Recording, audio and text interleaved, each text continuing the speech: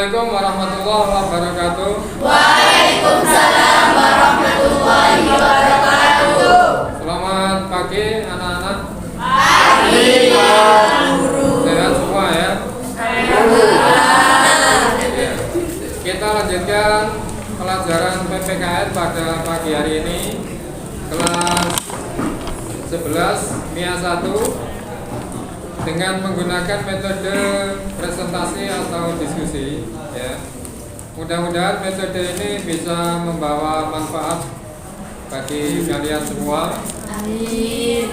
Dan mudah-mudahan kita bisa memahami materi tentang dinamika demokrasi Pancasila ya. Dan langsung saja saya serahkan waktu dan tempat. Dipersilakan untuk kelompok berapa ini? Kelompok 4 ya. Waktu dan tempat dipersilakan. Langsung aja. Demokrasi Pancasila adalah demokrasi yang bersumberkan kepada kepribadian dan falsafah hidup bangsa Indonesia, yaitu Pancasila. Beberapa pengertian demokrasi Pancasila menurut para ahli. A. Prof. Darji Darmo Diharjo. Demokrasi Pancasila adalah suatu paham demokrasi yang didasarkan pada kepribadian dan falsafah kehidupan bangsa Indonesia yang diwujudkan dalam ketentuan-ketentuan UUD Negara Republik Indonesia tahun 1945. B. Menurut Prof.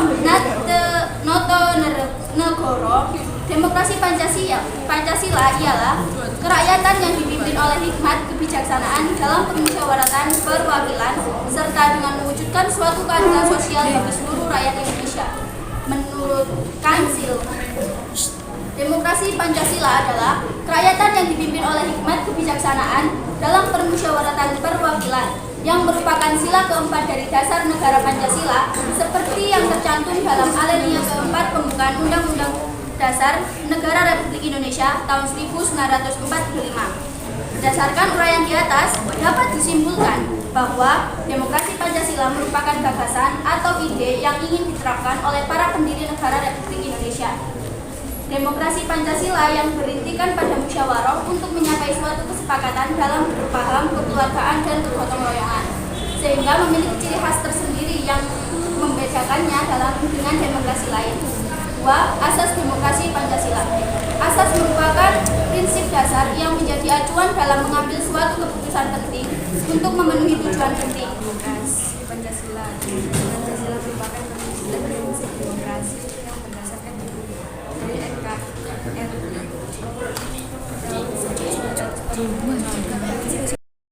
Para pemeran politik dan pemimpin negara dituntut agar mempertanggungjawabkan segala tindakannya pada Tuhan Yang Maha Esa. B. Didukung kecerdasan, artinya bahwa warga negara yang cerdas dan terdidik secara politik merupakan syarat mutlak untuk mewujudkan demokrasi. Oleh karena itu, pendidikan kewarganegaraan atau politik amat penting dalam negara demokrasi. D. Menerapkan konsep negara hukum, artinya bahwa hukum melandasi pelaksanaan demokrasi yang dijiwai pengakuan HAM sehingga merupakan hukum yang adil. D. Kesejahteraan rakyat, artinya bahwa perekonomian harus dijaga dari persaingan bebas tanpa batas melalui undang-undang anti monopoli. Negara juga mengambil peran yang cukup dalam pelaksanaan demokrasi di Indonesia. Perkembangan demokrasi di Indonesia telah mengalami pasang surut. Hal tersebut dikarenakan pelaksanaan demokrasi pada masa revolusi 1945 sampai 1950. Tahun 1945 sampai 1950, Indonesia masih berjuang menghadapi Belanda yang ingin kembali ke Indonesia. Pada saat itu, pelaksanaan demokrasi belum berjalan dengan baik karena masih adanya revolusi fisik. Pada awal kemerdekaan masih terdapat sentralisasi kekuasaan.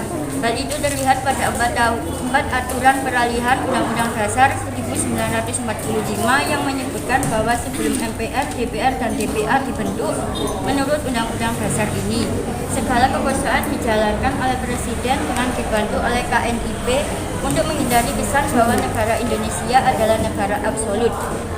Demokrasi pada masa Orde Reformasi 1968 sekarang. Masa pemerintah setelah jatuhnya Orde Baru lebih dikenal dengan sebutan Orde Reformasi. Menurut Iswanda Imawan, reformasi adalah suatu gerakan untuk memorbat ulang, menata ulang atau menata kembali hal yang menyimpang untuk dikembalikan pada format atau bentuk semula sesuai dengan nilai-nilai ideal yang dicita-citakan oleh rakyat. Bisa dikeraskan suaranya. Demokrasi masa reformasi merupakan demokrasi dengan mendasarkan pada Pancasila dan Undang-Undang 1945 dengan menyempurnakan demokrasi pada masa Orde Baru 1966 sampai 1998. Pelaksanaan demokrasi Orde Baru ditandai dengan keluarnya surat perintah 11 Maret 1966. Demokrasi pada masa itu dinamakan demokrasi Pancasila dengan sistem presidensial. Awal Orde Baru memberi harapan baru kepada rakyat akan perubahan dan perbaikan politik. Era demokrasi parlementer yang kemudian membawa dampak yang sangat besar dalam kehidupan politik nasional. Era baru demokrasi dan pemerintahan Indonesia mulai dimasuki, yaitu suatu konsep demokrasi yang oleh Presiden Soekarno disebut sebagai demokrasi terpimpin. Pengertian demokrasi terpimpin menurut TAP MPRS nomor 12 MPR. Silakan, barangkali ada teman kalian yang bertanya. Ini rupanya sudah ada yang mau bertanya. Silakan sampaikan dengan jelas, singkat, jelas, supaya bisa dipahami ya. Apa perbedaan demokrasi Pancasila dengan demokrasi Barat? Perbedaan demokrasi. Ini saya akan menjawab pertanyaan dari Bapak. Apa perbedaan demokrasi Pancasila dengan demokrasi Barat? Demokrasi Pancasila adalah demokrasi yang berdasarkan pada kepribadian dan falsafah untuk bangsa Indonesia, yaitu Pancasila. Sedangkan demokrasi Barat yaitu demokrasi liberal, demokrasi sebebas-bebasnya, tidak sama dengan demokrasi Pancasila. Dalam demokrasi ini, pemerintah dibatasi oleh undang-undang dan pemilihan umum yang bebas diselenggarakan dalam waktu yang berkesinambungan.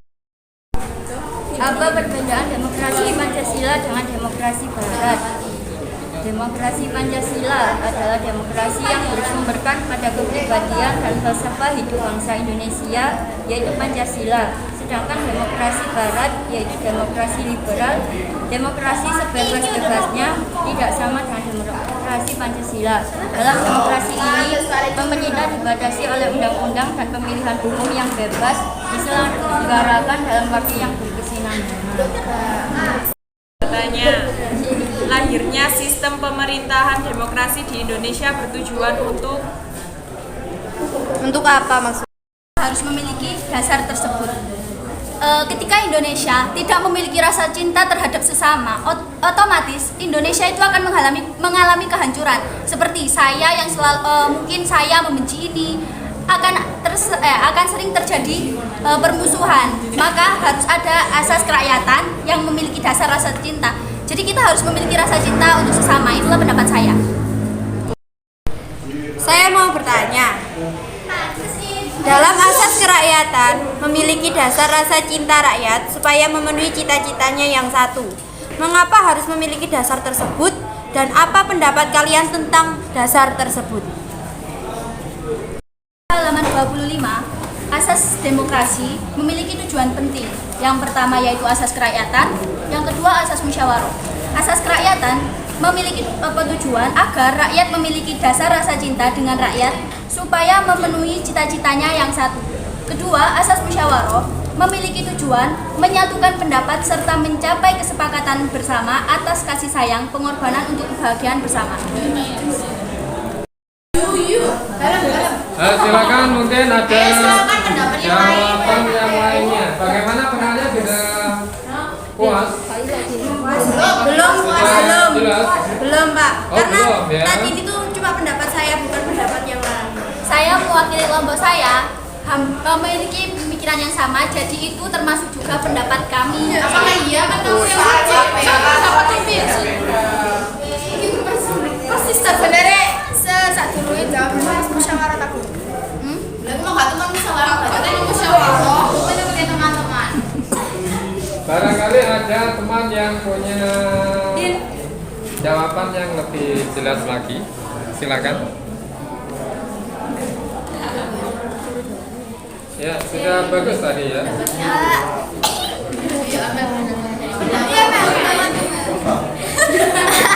Ayo Mel, dapat gimana Mel?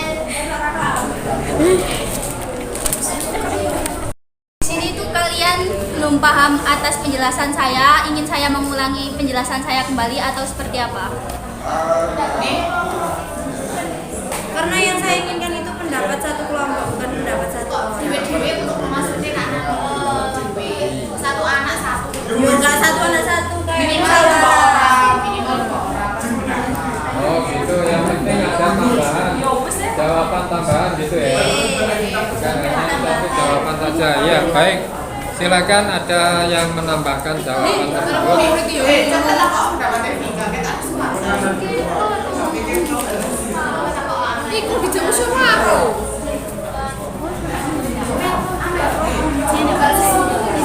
Gimana jawaban Mel?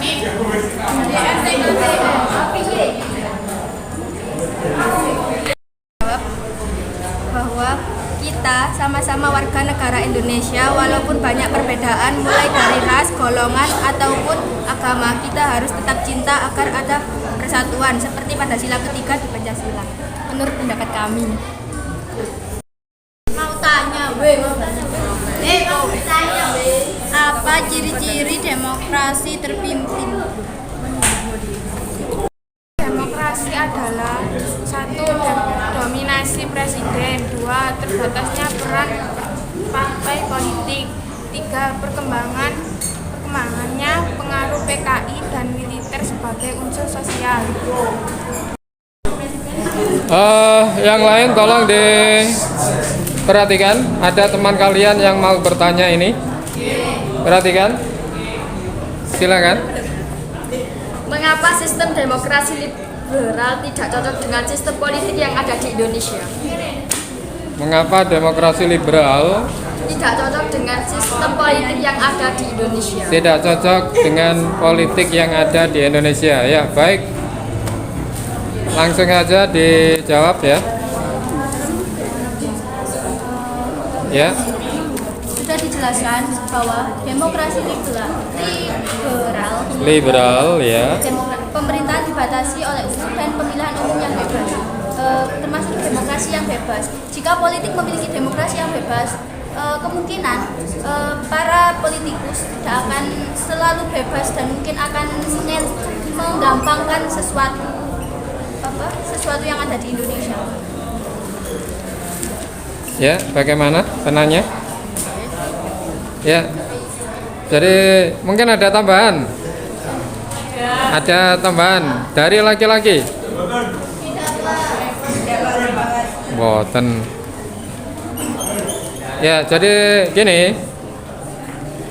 Yang melatar belakangi ya. Budaya negara kita, negara Indonesia dengan luar negeri atau dengan Amerika misalnya kan sudah berbeda. Jadi kalau orang-orang Amerika itu sukanya adalah bebas sebebas-bebasnya. Tapi kalau di negara kita ini diberikan kebebasan sebebas-bebasnya yang menggunakan demokrasi liberal, itu jelas tidak sesuai dengan budaya kita. Masyarakat kita, masyarakat Indonesia memiliki norma-norma yang bermacam-macam. Ada norma agama, ada norma apa lagi? Norma hukum, ada norma susila, ya. Ada norma apa lagi? Adat istiadat, ya. Adat istiadat, ya. Jadi ini yang melatar belakangi berbeda, ya. Jadi negara kita ini lebih cocok menggunakan demokrasi Pancasila, ya. Menggunakan demokrasi Pancasila. Apa yang disebut demokrasi Pancasila? Demokrasi yang bersumberkan pada kepribadian dan falsafah hidup bangsa Indonesia, yaitu Pancasila. Ya, jadi bersumberkan kepribadian. Kepribadian itu istilahnya sekarang itu karakter itu, ya. Karakter. Jadi ciri khas. Masyarakat kita sudah memiliki ciri tersendiri atau ciri khas. Jadi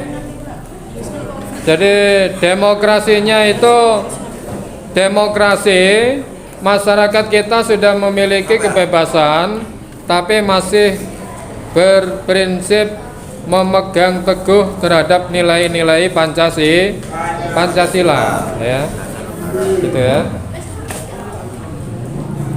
Paham ya? Ya, jadi mungkin ada tambahan atau pertanyaan lagi, silakan. Masih ada pertanyaan? Kalau tidak ada pertanyaan, tidak ada tambahan jawaban, saya ambil kesimpulan. Tetap di sini aja kelompok berapa? 4, ya. Diperhatikan semuanya bahwa demokrasi yang ada di negara kita, demokrasi yang ada di negara Indonesia memang mengalami yang namanya perubahan-perubahan. Bukannya perubahan, ya, perkembangan, ya. Bisa diartikan mengalami perkembangan dari masa ke masa, ya. Itulah yang disebut yang namanya dinamika, ya. Supaya tahu apa artinya dinamika, adalah perkembangan perjalanan dari zaman ke zaman, ya, gitu ya. Nah, demokrasi yang diterapkan di negara kita ini pernah menerapkan demokrasi liberal, pernah, ya, pada awal-awal masa Orde Lama, yaitu pada Presiden Bung Karno, ya. Terus kemudian pada reformasi, perkembangan selanjutnya juga pernah menerapkan demokrasi terpimpin, ya, terpimpin. Demokrasi terpimpin itu adalah demokrasi yang tidak langsung. Yang memilih presiden itu bukan rakyatnya. Yang memilih presiden itu adalah wakil-wakil rakyat. Siapakah wakil rakyat itu? Adalah DPR, ya. Dijawab yang keras, ya. DPR. Apa singkatan dari DPR? Dewan Perwakilan Rakyat. Itu kan wakil-wakil kita, ya. Nah, wakil-wakil kita itu seharusnya bisa mewakili terhadap suara-suara rakyat yang disampaikan kepada pemerintah. Nah, itu namanya demokrasi terpimpin. Terus kemudian pernah lagi demokrasi